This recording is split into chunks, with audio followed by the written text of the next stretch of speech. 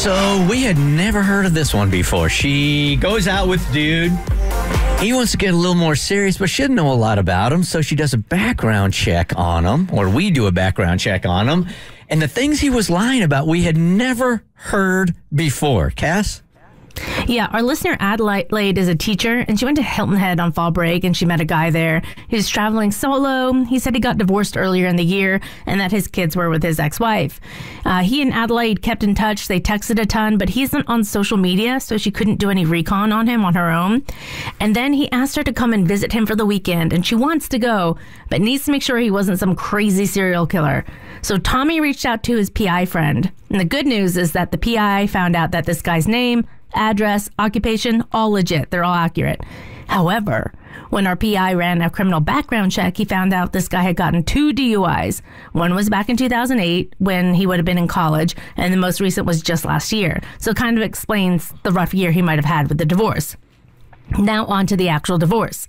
The PI also did extensive research to find info on this guy's marriage, the divorce, the ex-wife. Nothing came up at all. No evidence to suggest he had ever been married, divorced, or even has children. So aside from the 2 DUIs and his non-existent wife and kids, nothing suspicious came up. So I was more interested in the lying of having an ex-wife and kids. And when I asked you guys, I'm like, anybody listening right now can figure out why somebody would lie about that? Nobody really called with any good theories. And she's supposed to go see him. So she was going to travel because they live in different cities. So she was going to go visit him. And we're like, maybe you should have him come visit you. That way you have home court advantage. Right. So 100%. strange. Mo's got the email update. Well, I decided to take the risk and still go to see him.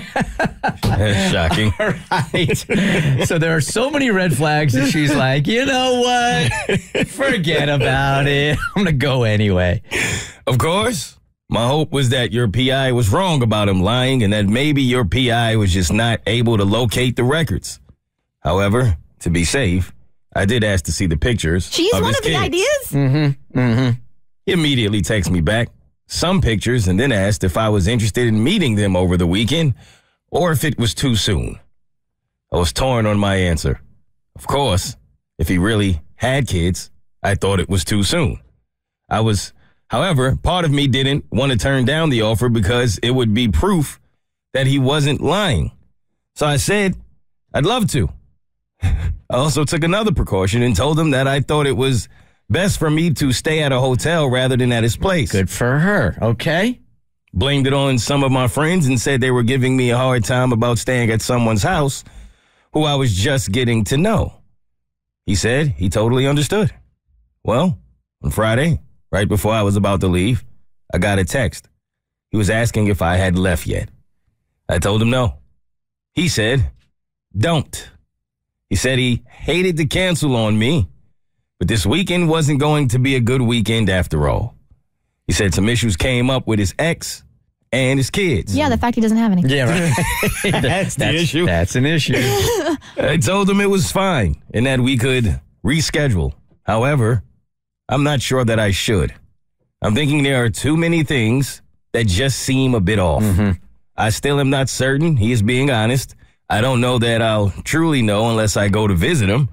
Or maybe the universe is trying to tell me not to. Okay, so maybe one or two of you guys are listening that have been catfished before. Does this sound like it's in the same zip code here of being catfished? Because this doesn't sound right to me. 1-855-BERT show. I've never been catfished, but in watching the show, I have noticed that, and I don't know why, but it seems like a lot of times they will play it all the way up into the last minute, right. You know, and then finally realize like, okay, I can't go through with this. There's no way. And then they cancel on you. Because why would that just seem too convenient of a cancel for me?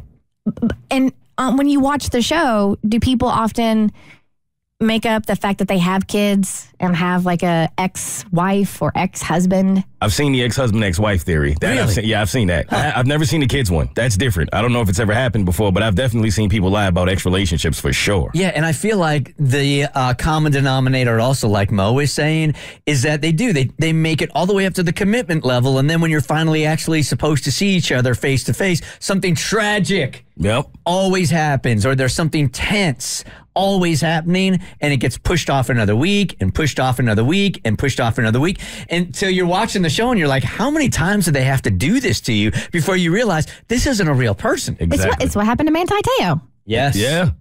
Before you know it, you done wasted years of your life. And that was years, wasn't it? Mm-hmm. He was the football player at Notre Dame that so famously got catfished and didn't find out until after he got drafted in the NFL and became a national story. Hey, Rita, good morning. You're part of the Bert Show. Hi. Good morning. I think the guy just wants to have an excuse to get out of seeing her whenever he can, because he may have several girlfriends or something like that, just like he did to her this weekend. Yeah, something's just not right. Or maybe he does have kids, but he has a wife, then an ex-wife. There's just too many flags here. It's something there. The universe is definitely telling you no. The Bert Show. So, first, thanks for watching. Second, you like what you just watched? That just scratches the surface. Get the Bert Show on any podcast platform. We're so good.